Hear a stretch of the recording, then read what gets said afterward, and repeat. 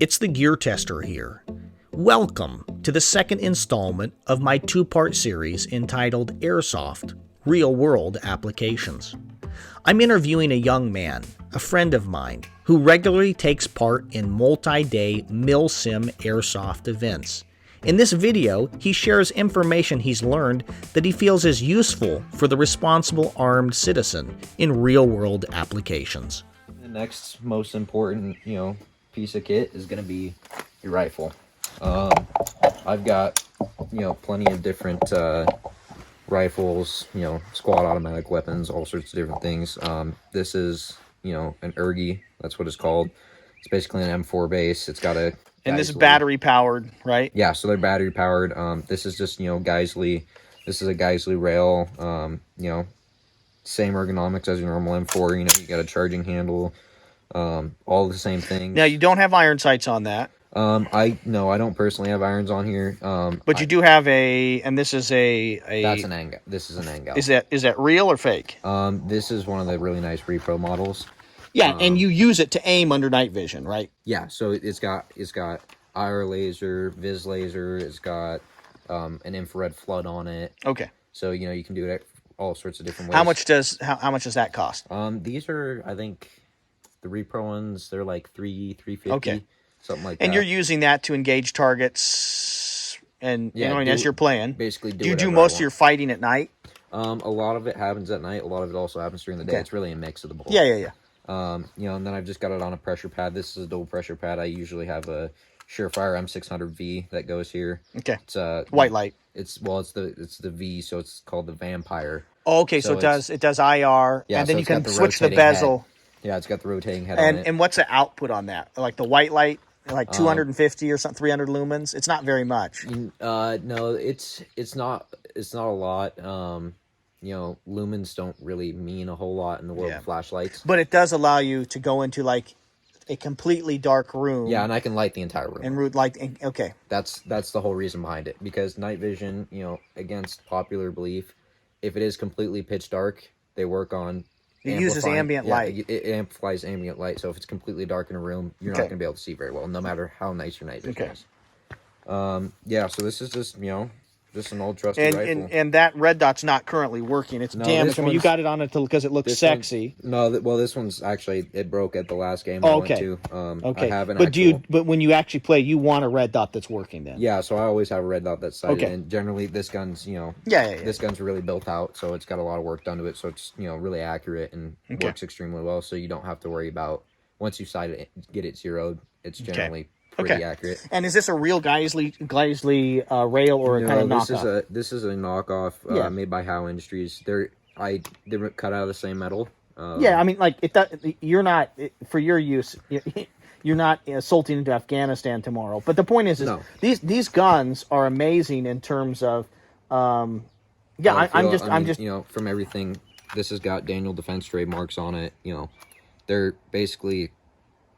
They're one-of-one replicas. They're as close as you're going to get. Yeah, and they take actual AR furniture. Yeah, so they take all real AR furniture. Yeah, so basically this is just, it's my old trusty rifle. So you have a real EOTech that you prefer to use. Yeah. And tell them why that is. So I've got a real EOTech that I prefer to use, mainly because of night vision work. When you're using, night vision, you can shoot both passively and with the laser. At these games, a lot of people have lasers, and they also have night vision. So you're fighting a near peer, so being able to shoot passively would be important. Being able to shoot passively is really important, because if I light my IR laser off, everybody's going to see that. So if you guys don't know a lot about night vision, guys, an IR laser is a laser that can only be seen under night vision. But what he's saying is lots of your opponents also have night vision. So the moment you turn that on, it's like turning a flashlight on. Everybody can see you and light you up. So they can shoot passively. And I think the reason guys love the EOTech, although this is a repro, is you have this bigger open area. It's shorter. And so instead of like an aim point that's got some aim points have a really long tube, It allows better light transmission, and you're able to shoot passively by just looking at the dot. And the EOTech, of course, is a military grade optic, and has settings that are night vision, so you can look and you can shoot passively. So if you're being careful about your discipline, your noise discipline, you're able to shoot your opponents, and they don't know where it's coming from. Whereas if you actuate the laser, they're going to see you, and everybody can light you up. Yeah, so that's definitely part of it. The other part of it is, the EOTech reticle. It's that big circle. Yeah. Now, I've done passive shooting, both real steel and airsoft. I've done it with, aim points, hollow sense, everything. And I personally found that little donut, it's really nice to just be able to put that on somebody's center mass. Okay, so you just kind of across their chest and boom, boom, yeah. boom, boom, boom, boom. It's nice because you kind of have a general area that you're going to hit in. Yeah.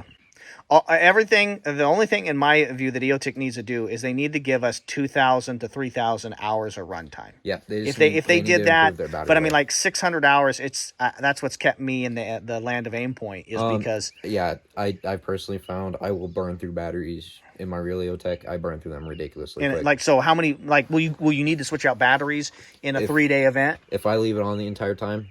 Okay, I mean, so that's exactly why I have not switched to EOTech, because I don't care about the benefits, and I'm here talking, guys, about my personal home defense or rifles. Is I haven't switched to EOTech, although I like EOTech because I just don't want to have to manage my batteries.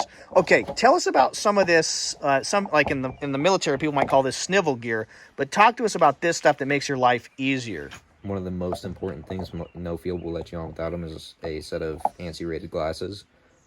These are Oakley Alphas. I personally love them because you've got, dark lenses these are polarized that I can wear during the day. And if I, when it gets dark out and I need to go to a clear set of lenses, just pop them out like that, pop a clear set in. So how do you feel as somebody that wears glasses every day, all day long? I noticed that I don't like, because I have some Oakley sunglasses, I don't like the straight bend of the earpiece here. I prefer that they hooked around. I would feel like, particularly when I'm shooting with Ear Pro on, I find that something like this that's bent makes me feel at least like my glasses aren't going to fall off. Yeah, so these, you can see they kind of form fit to your head. Yeah. These are not coming off, no matter what you do. So they're pinching kind of to your temples here, and less. They don't pressure point your temples. Not. They just kind of wrap around your whole head. They're more of a wraparound sunglass. Okay. But they work really well. Interesting. I personally like them. But you've got clear lenses and you've got polarized lenses. Yeah. So yeah, that's a very simple, daytime awesome and system. Nighttime. Yeah. And you don't have a problem at all running. And as I learn more about night vision, guys, some of the myths or worries that I had about them are disappearing. You don't find it's a problem to run glasses. No, absolutely not. Yeah. No, you don't. There's one of the things that kept me, because I'm wearing glasses every day, all day long, and I don't want to wear contacts. Sometimes all we know about night vision, is from movies and things, and I was worried that I wouldn't be able to. But yeah, you can run glasses easily. Very easily. So some of the other things will go just kind of little odds and ends. Electrical tape is always nice to have. I don't know how many times I've used it, whether that is to just tape things down, tape straps down, whatever it may be. Look at that, and it's actual, name brand electrical tape. Isn't that nice? There's a huge difference between non-name brand electrical tape. I find that the name brand, whether that's Scotch or 3M, does not get gooey, especially in the heat, and just turn into a giant ball of stickiness. So some electrical tape, one of the things that you find are really, really useful. What's another thing? Allen keys. Now, a lot of the kit, it all tightens down with Allen heads. The last thing you want is something coming loose. So whether that's optics, whether that's the way other components on your gun, like battery compartments, stuff like that. Yeah, all that stuff. So full set of Allen keys that you have easily accessible is so awesome. the right tools to perform maintenance in the field on your gear. Correct. And that's something that I just, because I'm taking different fighting courses where I can just run back to my car and get the equipment. I have never incorporated that kind of stuff into my gear. Next, baby wipes. These are extremely important. Now, okay, so why? I mean, you guys So there's a few reasons. Sometimes they don't have bathrooms out there. These are always nice, but also you get really dirty at these things. Yeah. You're covered in, paint. You're covered in all sorts of different things. So just being able to grab one of these out and just wipe yourself off real quick. And you're clean. Are you guys? So you're wiping, you're cleaning your butt because 3 days of no showering, out hiking and moving.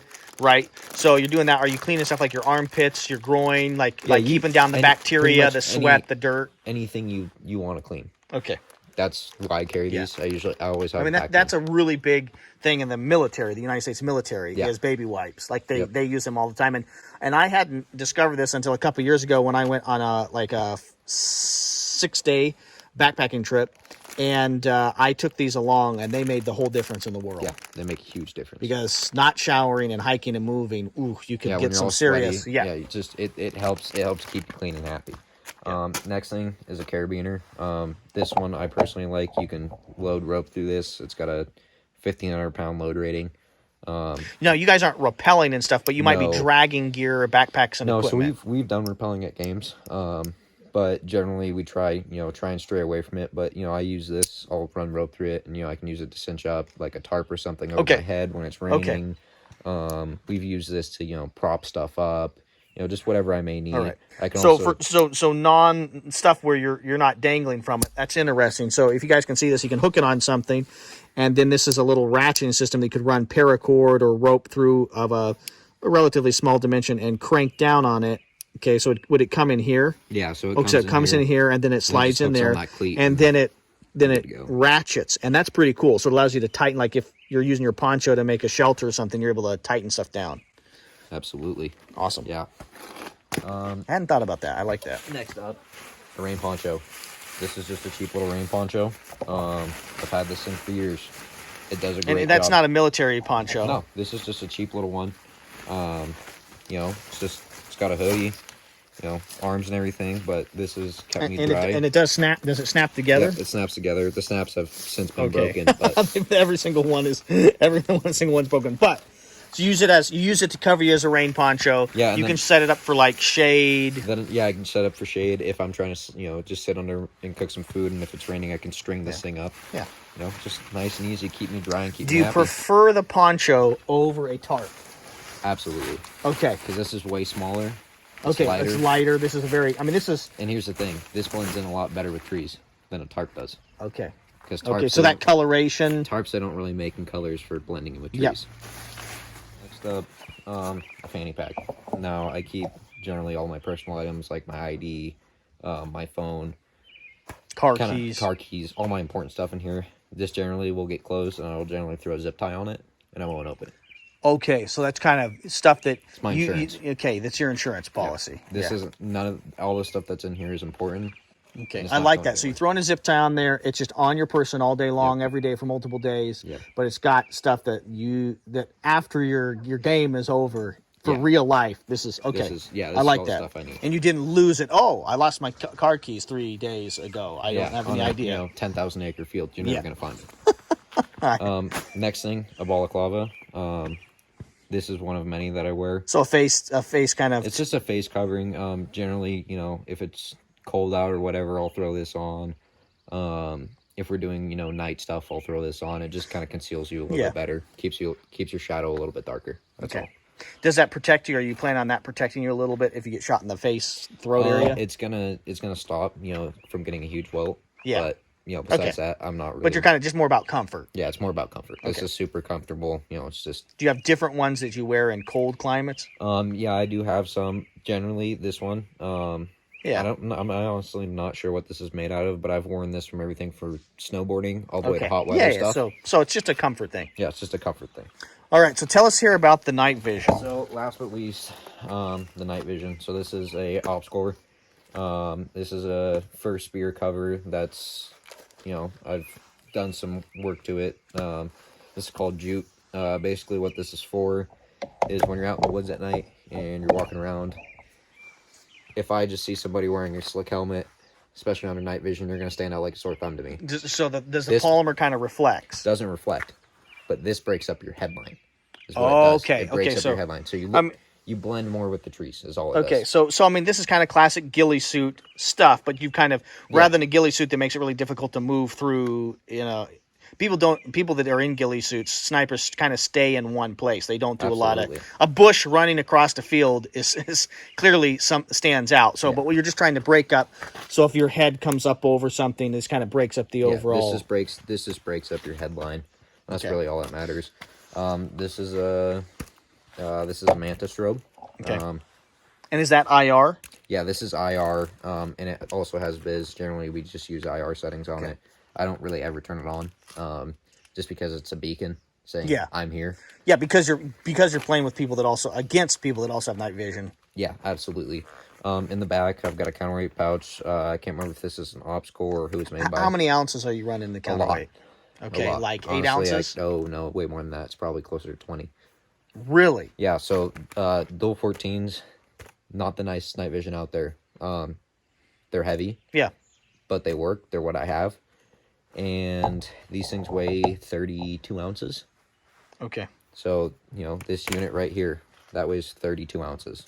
So they're nice and heavy. Gets your neck hurting. But this helmet, and you find that the additional counterweight, even though it's more, it's so that it balances that helmet out on your head to the point where, you're not going to be cranking your head one way or the other all day. It's interesting to think about all that added weight. Yeah. On the inside, I've got a Team Wendy cam fit. Probably one of the best cam fits out there. Most comfortable. You just the pads. Pop it out here. Pop it back in, and then these are 4D pads with a mix of ops core pads. Just basically as comfortable as I can make this helmet for as long as I can possibly stand it. Yep. Now I did notice that one of these little polymer paddles are broken. Are those hard to replace? No, they're super easy to replace. Honestly, it still cinches down. Yeah, so yeah. I just thought that was interesting. Yeah, I don't really find an issue with it. Then up to night vision. This is a Wilcox L4G24. It's probably one of about the best mounting systems you can get for your night vision. They make a bunch of different, G22s, but they're all basically the same design, same idea. And then up to the night vision, these are just Omni 5 dual 14s. They've got Butler Creek caps on them, so you can protect them a little bit from the daylight, and then they're just on a bridge. But besides that, nothing really fancy. Yeah. But it gets the job done. We're talking about, like, if you, depending on where you get them, somewhere between $2,500 to $3,500 per PVS 14. Yeah, so if you're getting super high end stuff, you're going to be looking, closer to between $3,500 and $4,000 for super high end white floss stuff. These are both just green floss. They're your basic contract tubes. So one of these is the tube. Yeah, is... so they're one is a Carson. Well, they're both L3 tubes. Okay, in them. So the tube is the image intensifier is what it's called. The crystals, right? It's a crystal, right? It's that gives you that in essence allows you to see in the dark. Yeah. So that's the actual what's inside, and then the housings. This one's a Carson Industries, and then this one's a L3 Harris. Okay, and L3 Harris is kind of they're kind of the pinnacle of night vision. Yeah. That's just what they are. And then I've just got these retention bungees. For the sole How purpose. important are the retention bungees? They're not super important, but I personally like them because when I go to stick my tubes down, I don't like them coming down and smacking me in the face. Yeah, no, to me they seem pretty important. Some you can manage just $20 worth of shock cord or $15 or whatever it is. Pretty much all ops cores, Team Wendy's, no matter what you get, they come with these already installed. Don't have to worry to not run those makes them really uncomfortable for me. Yeah, so. Yeah, just kind of a basic helmet setup. I've got a piece of Velcro here. I stick a little night vision recorder here. That just is a little camera that sticks around this ring and then goes into the tube, and that way you can get your night footage. Can you still see through it? Yeah, absolutely. Oh, that's cool. It's very small and it just sits in the bottom corner of the tube. It's made by Unobtainium Gear. They're a bunch of great guys. That's so funny. I thought Unobtainium like it was some special thing, but that's actually the name of the company. Yeah, Unobtainium Gear. That's the name of the company. Cool. The owner is actually one of the guys. I'm good friends with him. Okay. He comes out and plays at these big events all the time. But yeah, nothing else really. So we're looking at when we look over here at your pile of stuff, we are looking at what? With the night vision, we're talking thousands of dollars worth of gear.